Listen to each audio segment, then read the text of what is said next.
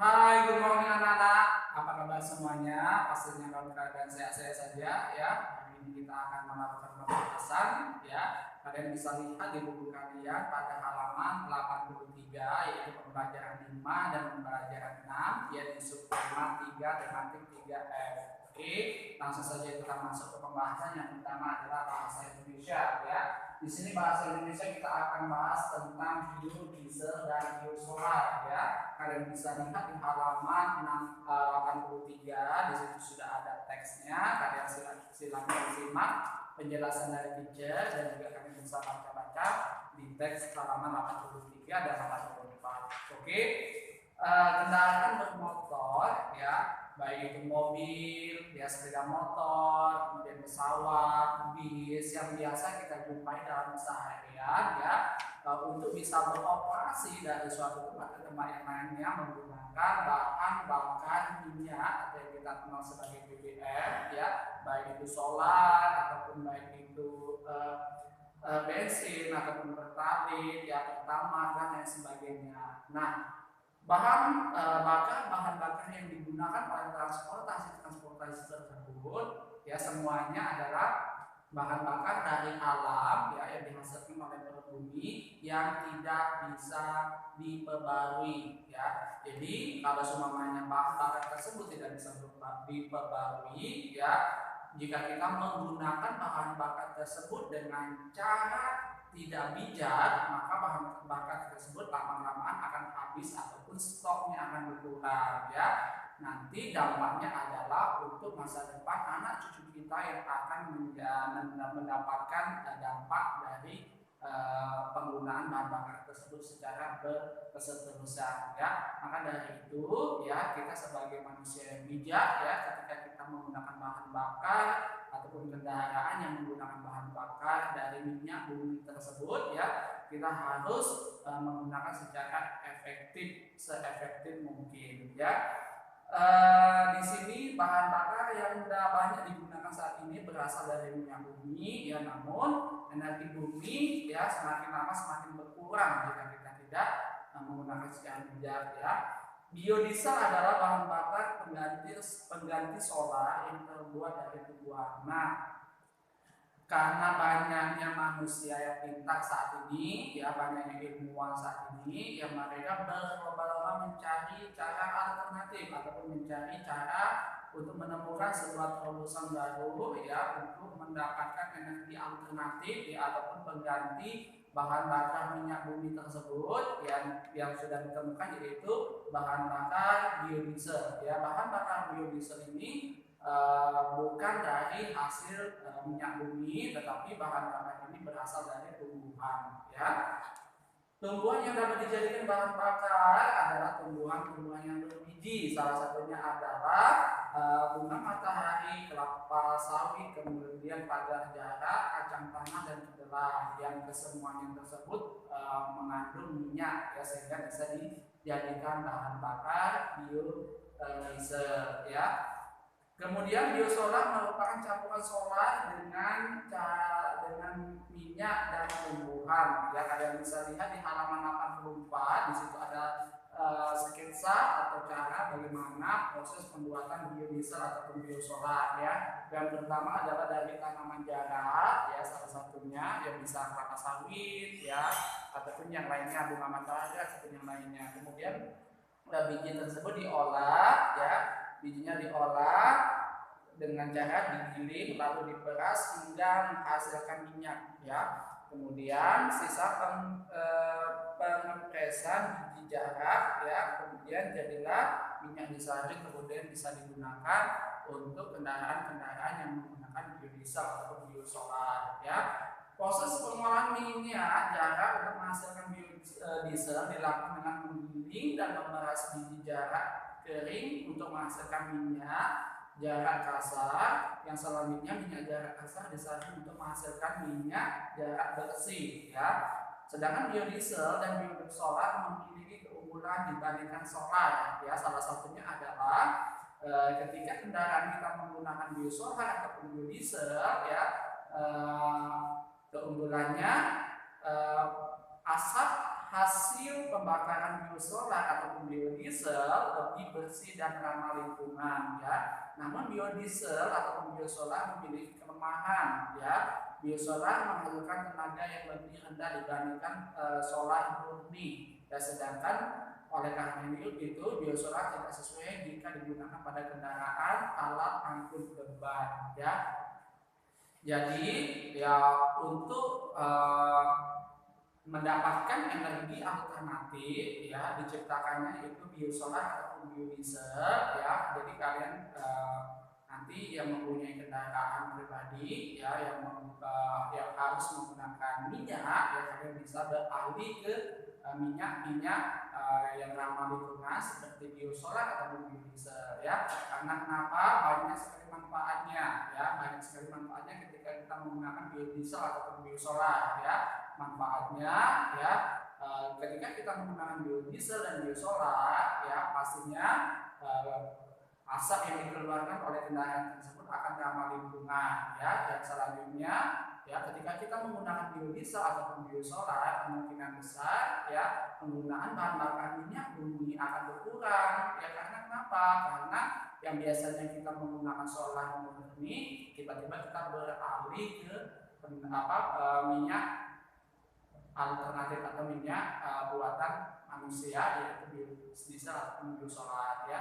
Tetapi untuk dampak negatif atau kelemahan dari alat transportasi yang menggunakan biodiesel atau biosolar yang pastinya adalah jarak yang ditempuh biasanya tidak bisa sejauh seperti kendaraan-kendaraan yang menggunakan solar murni ya. Tetapi tidak masalah kalau jaraknya dekat bisa kita gunakan energi alternatif tersebut untuk solusi saat ini ya. Yang selanjutnya kita akan lanjutkan yaitu biogas dari kotoran ternak.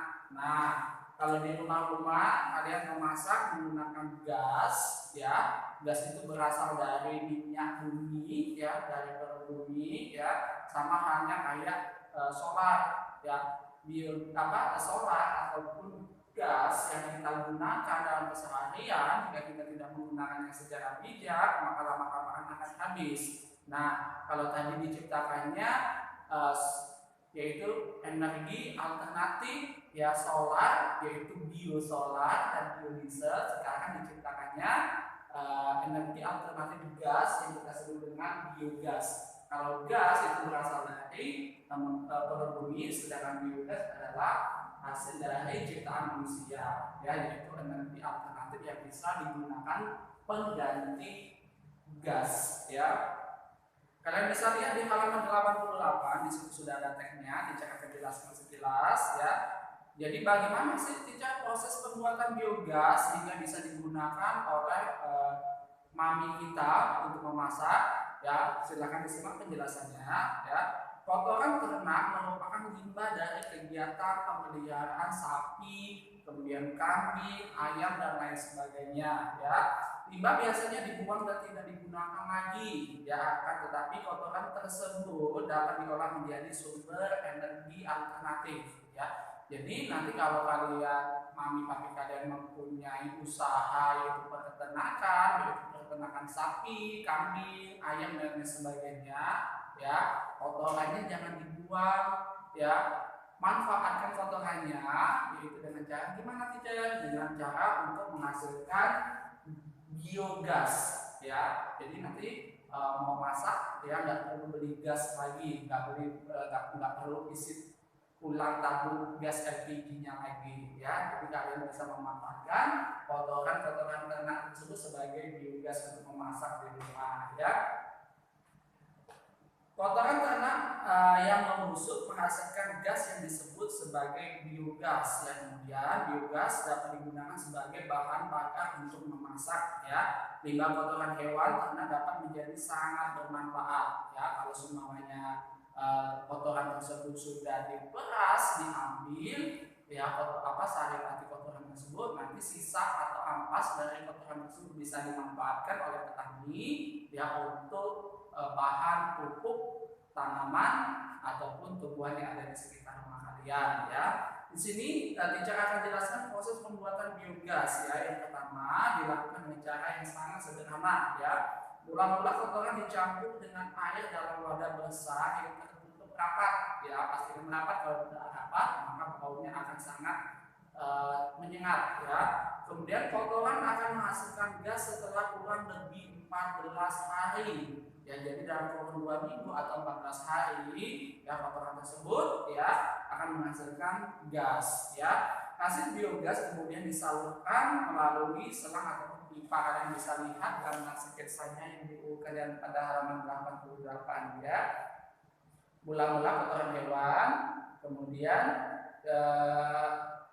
buatlah bak penampung ya, penampung khusus limbah atau kotoran hewan tersebut ya. Kemudian limbah diolah menjadi pupuk ya, bisa dijadikan pupuk, tetapi saripatinya bisa kalian gunakan untuk gas untuk memasak di rumah-rumah ya.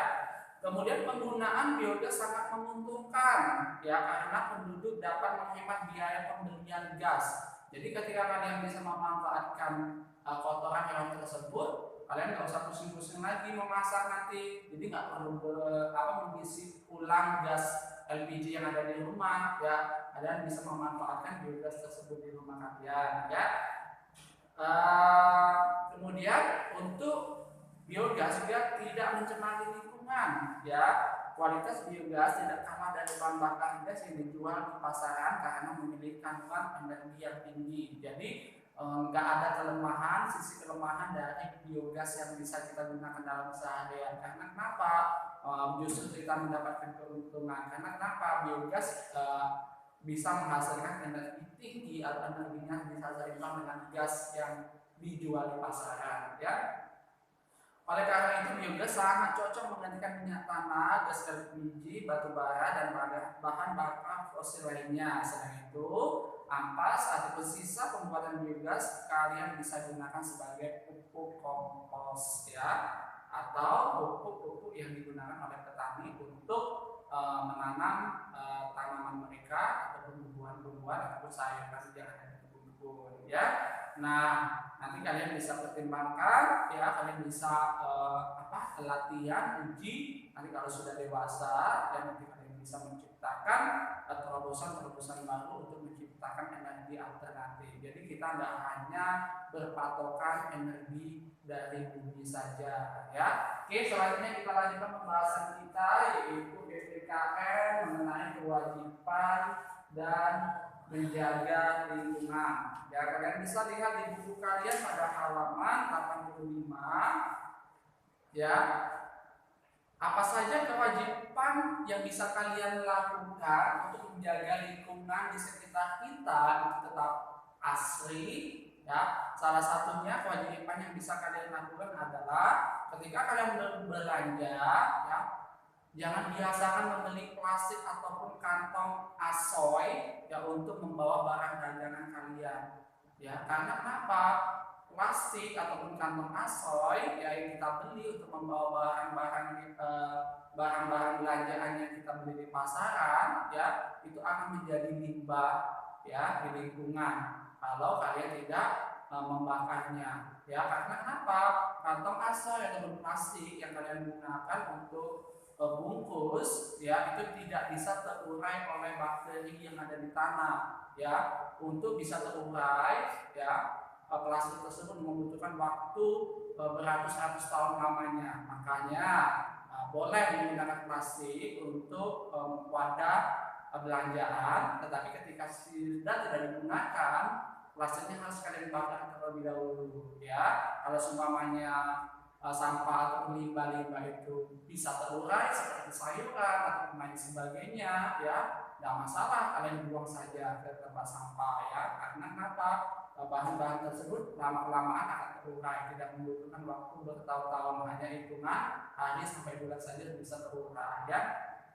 Salah satu kewajiban kalian yang untuk menjaga lingkungan supaya tetap asli adalah menggunakan tas belanja untuk mengurangi penggunaan kantong plastik. Yang kedua adalah membawa bekal minuman untuk mengurangi penggunaan botol plastik. Nah, kalau kalian mau berpergian, baik pergi sekolah ataupun pergi bermain ataupun pergi kemana saja ya, Pastikan membawa minuman sendiri dengan botol minuman, ya. Jangan biasakan membeli minuman yang ada di jalan ataupun di warung-warung ataupun di minimarket, ya. Karena kenapa?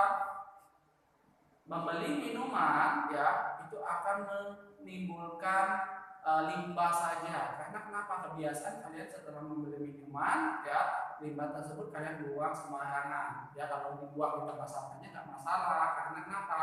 Ketika kita membuang limbah tersebut di tempat sampah, maka akan diolah oleh petugas kebersihan. Ya, yang terakhir adalah memilih sampah yang dapat didaur ulang. Nah, ya, jadi kalian ketika membuang sampah, ya, kalian bisa harus membedakan mana sampah yang bisa busuk, terurai oleh bakteri, dan mana sampah yang tidak mudah busuk, yang susah busuknya. Biasanya sampah yang mudah busuk itu biasanya berasal dari makanan, sayur-sayuran, buah-buahan, kulit buah, biji, itu bisa terurai, ya. Jadi kita buang, nggak masalah, ya. Kalau kita buang di tanah, biar dia bisa menjadi pupuk, ya. Berbeda dengan plastik sampah yang berbahan dasar plastik ataupun kaleng, ya. Kalau kalian sampah-sampah berbahan dasar plastik ataupun kaleng, kalau kalian buang di tempat sembarangan, maka sampah tersebut akan menjadi limbah, ya.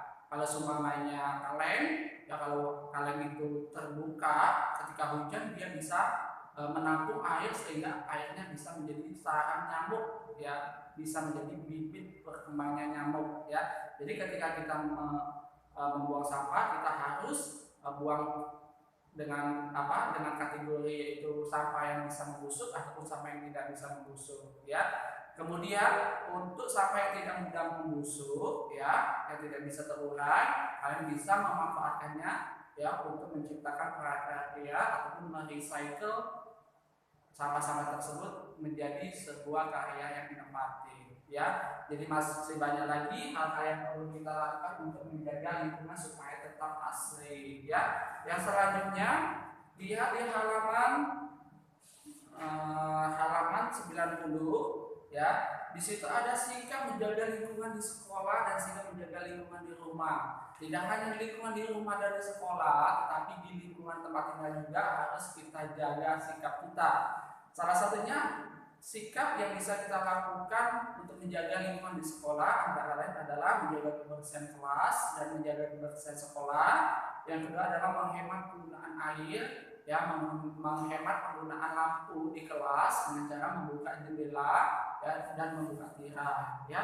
Kemudian sikap menjaga lingkungan di rumah yang bisa kita lakukan salah satunya adalah membuang sampah di tempatnya.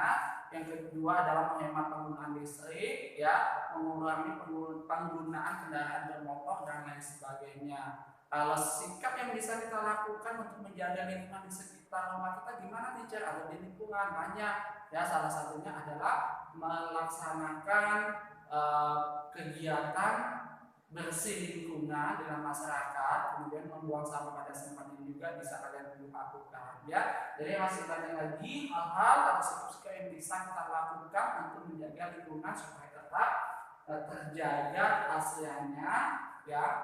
Salah satunya sudah dijelaskan tadi. Oke, lanjutkan kita pembahasannya yaitu matematika. Di sini teacher akan bahas tentang nama suatu kegiatan. Teacher sudah ada contohnya. Yang pertama adalah ayah mengisi BBM bahan bakar minyak pada pukul 10.35. Kemudian ayah melanjutkan perjalanannya selama 2 jam 45 menit.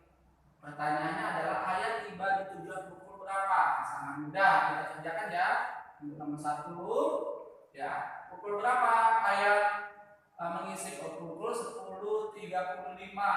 Kemudian ayah melanjutkan perjalanan selama 2 jam 45 menit ditambah 2 jam 45 menit. Oke, kita lakukan dengan cara susun ke bawah, ya. 10.35 ditambah, luruskan jam dengan jam, kemudian menit dengan menit. Kita jumlahkan, ya. 5 tambah 50 hasilnya simpan 1. Simpan 1, kemudian 1 tambah 3 tambah 4 hasilnya adalah 80, kemudian 0, 2, 12. Karena dalam 1 jam itu terdiri 60 menit, karena di sini menitnya ada 80 menit, jadi kita bulatkan menitnya ke jam, yaitu dengan cara kita kurangkan 60 ya, 60 apa di sini 80 kurang 60 hasilnya 20. 1 jam ini kamu simpan di sini, jadi di sini jadi 13 ya. Jadi pertanyaannya, ayah tiba di tujuan pukul berapa? Jadi ayah tiba pukul 13.20 menit atau jam 1 lewat 20 menit ya. Kemudian kita lanjutkan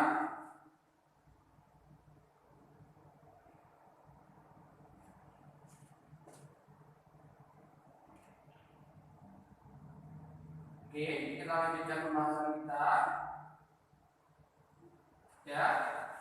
Soal yang kedua adalah seorang petani mengolah kotoran ternak menjadi biogas. Kotoran ternak sudah disimpan dalam wadah tertutup selama 90 hari. 90 hari itu ada berapa apa namanya? Ada berapa jam ya? Kalian bisa lihat contoh di buku kalian ya. Pada halaman 89 ya, 90 jam ya, 90 hari, 90 jam itu ada berapa hari gitu ya. Nah, kita akan hitung sudah berapa lamakah kotoran ternak disimpan ya. Nah, maka kotoran kemudian berapa lama lagi biogas dapat dimanfaatkan. Oke, kita hitung. Ini teacher hapus ya untuk jawabannya. Oke, di situ ada contoh 90 jam. Soal nomor 2 ya. 90 jam. Jadi kita hitung ya dengan cara dalam 1 hari itu terdiri dari 24 jam. Jadi kita hitung 24 jam ditambah 24 jam ditambah 24 jam. Sudah berapa ini? 1, 2, 3 ya. Carus dulu sama ya. 24 jam ditambah 24 jam ditambah 24 jam ditambah 18 jam. Kita hitung total keseluruhannya adalah sini 1 hari tambah 1 hari tambah 1 hari tambah 18 jam. Benar enggak? 24 tambah 24 hasilnya 8. Kemudian di sini 4, kemudian tambah 24 lagi hasilnya 2, 7 ya, kemudian tambah 18 hasilnya 0, 90. Oke, benar ya. Oke, kita lanjutkan. 1 hari tambah 1 hari tambah 18 jam. Jadi berapa totalnya? 3 hari 18 jam. Oke, kita sudah menyelesaikan soal yang pertama. Sudah berapa lama kotoran ternak disimpan? Kotoran ternak disimpan selama 3 hari 18 jam. Oke, selesaikan pertanyaan yang kedua. Berapa lama lagi biogas dapat dimanfaatkan? Ya. Jadi pembuatan biogas sudah berlangsung selama 3 hari 18 jam. Biogas dapat digunakan setelah kita hitung lagi, karena pembuatan biogas itu yaitu 14 hari. Jadi 14 hari kamu kurang dengan 3 hari 18 jam. Kurang saja 14 hari dikurang 3 jam. Dikurang 3 hari 18 jam. Ya. Karena di sini 0 dikurang 18 nggak bisa, jadi kamu pinjam 1 hari, pinjam ini jadi 3. 1 harinya kalian bulatkan menjadi jam. Jadi di sini adalah 24. Ya, 24 dikurang 18 24 jam dikurang 18 jam hasilnya adalah berapa? 6. Ini tinggal 13 hari. 13 hari satunya kemana teacher? Satunya dipindahkan ke belakang, itu menjadi jam, itu 24 jam. Jadi 13 dikurang 3 adalah 10 hari 6 jam. Ya, 10 hari 6 jam. Jadi jawabannya adalah pertanyaannya apa di situ tadi? Berapa lama lagi biogas dapat dimanfaatkan? Biogas, bisa sini kan? Biogas dapat digunakan 10 hari 6 jam lagi. Ya. Oke, penjelasan teman-teman Ika ya, untuk menghitung lama suatu kegiatan dan mencari jumlah hari atau jumlah jam dari suatu kegiatan sudah kita jelaskan. Ya, nanti kalau ada yang ditanyakan langsung tanya ke teacher lewat WA ya, kemudian untuk masalah tugas akan dicek di Google Classroom ya. Sudah jelas penjelasannya. Kalau sudah, teacher akhiri. Thank you so much. I'm sorry for everything. Bye bye.